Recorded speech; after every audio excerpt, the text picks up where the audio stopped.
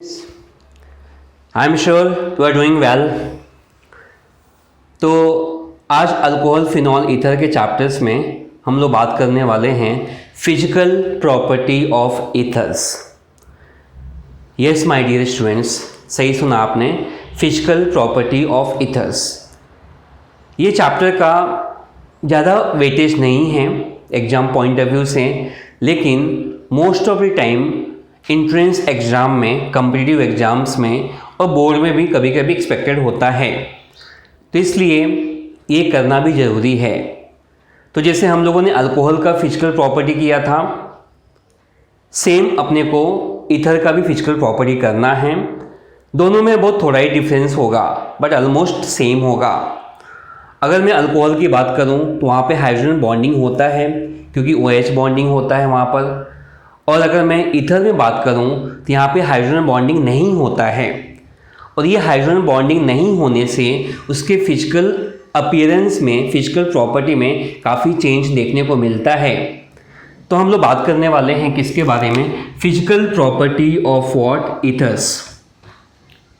ठीक है, तो माय डियर स्टूडेंट्स, आपको बता दूं यहाँ पे जो लोअर मेंबर होता है, इट में बी डाई मिथाइल ईथर और इथाइल मिथाइल ईथर। तो जो लोअर मेंबर्स होता है आपका di methyl ether and ethyl methyl ether, ये बेसिकली क्या होता है, गैसेस होता है। गैस समझते होंगे, गैस के फॉर्म में होता है। बट बाकी जो भी मेंबर्स होते हैं, आप हायर मेंबर्स बोलिए या फिर अदर्स मेंबर बोलिए, जो भी अदर मेंबर्स होते हैं, they are liquid, colourless liquid with a pleasant order.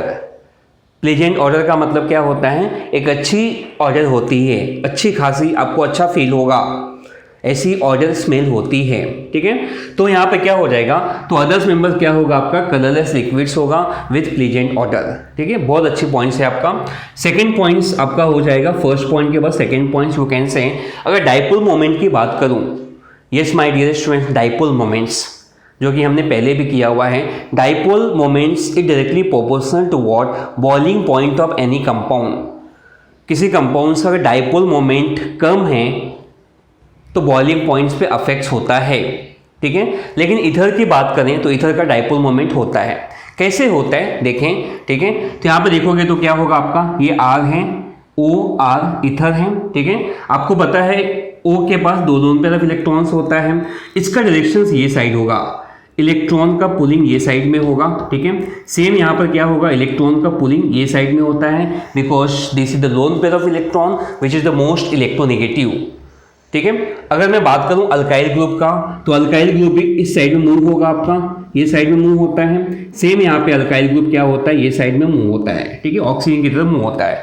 तो आपके सारे जो इलेक्ट्रॉन्स जो मूव हो रहे हैं वो आपका देखोगे तो क्या हो रहा है, एक डायरेक्शन में मूव कर रहे हैं। तो इसलिए यहाँ पे डाइपोल मोमेंट जीरो नहीं होता है।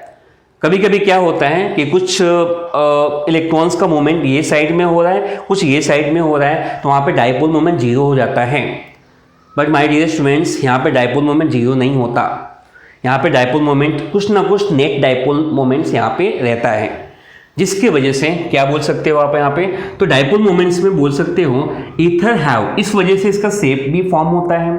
अगर आपने वाटर का किया है, वाटर का शेप, तो आपको पता है, अगर मैं R को निकाल दूँ, यहाँ पे H रख दूँ, तो ये वाटर का शेप बन जाएगा, H2O का शेप। ठीक है, तो वाटर के शेप और इसके शेप में ज़्यादा डिफरेंस नहीं होता है। ठीक है, तो अगर हम लोग बात करें ईथर्स का, तो ईथर का जो शेप होता है हैविंग द बेंट और एंगुलर, या फिर बोल सकते हो वी शेप। ठीक है, ये वी शेप का भी हो सकता है, ये वी शेप का भी हो सकता है। तो ये वी शेप हो सकता है या फिर हो सकता है बेंट या फिर angular structure like a water. This is due to what, greater electron negativity of oxygen atom. ठीक है, तो ये आपका डाइपोल मोमेंट देखने को क्यों मिलता है, because oxygen is the most electronegative atom. जैसे हमने पहले भी बात किया था कि हाइड्रोजन फ्लोराइड्स में मोस्ट इलेक्ट्रोनेगेटिविटी देखने को मिलता है, because fluorine is the most electronegative atom. Ammonia में देखा जाए तो अमोनिया में डाइपोल मोमेंट होता है। क्यों होता है, क्योंकि यहाँ पे N जो होता है आपका मोस्ट इलेक्ट्रोनेगेटिव एटम होता है। तो सिमिलरली मैं बोल सकता हूँ ईथर के अंदर भी क्या होता है, डाइपोल मोमेंट रहता ही रहता है। ठीक है, तो ओके, अगर हम लोग बात करते हैं बॉइलिंग पॉइंट्स का, बॉइलिंग पॉइंट्स का मतलब क्या, we are talking about temperature. Okay.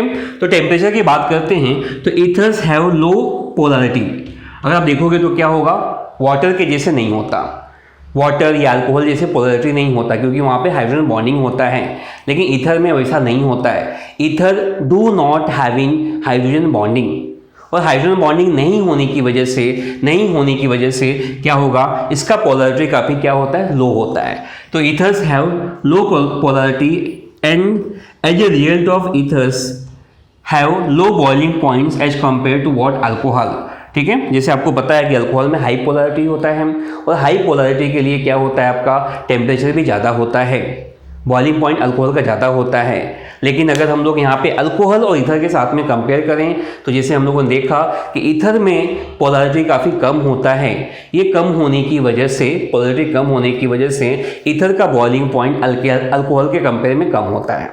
ठीक है, तो माय डियर स्टूडेंट्स, आपको समझ में आ गया होगा कि ईथर का बॉइलिंग पॉइंट्स काफ़ी कम क्यों होता है और अल्कोहल का बॉइलिंग पॉइंट ज़्यादा क्यों होता है। ठीक है, उसके बाद से अगर हम लोग बात करें यहाँ पे, अगर आपको सपोज यहाँ पे कुछ कंपाउंड दे दिया जाए और ये कहा जाए कि इसका आप इंक्रीजिंग या डिक्रीजिंग ऑर्डर में इसके बॉइलिंग पॉइंट्स को अरेंज करो, तो सेम आपको सिंपल सी फार्मूला याद रखना है कि आपका बॉइलिंग पॉइंट्स जो होता है, ठीक है, किसी भी कंपाउंड्स का बॉइलिंग पॉइंट्स डायरेक्टली प्रोपोर्शनल होता है आपका मॉलिक्यूलर वेट के।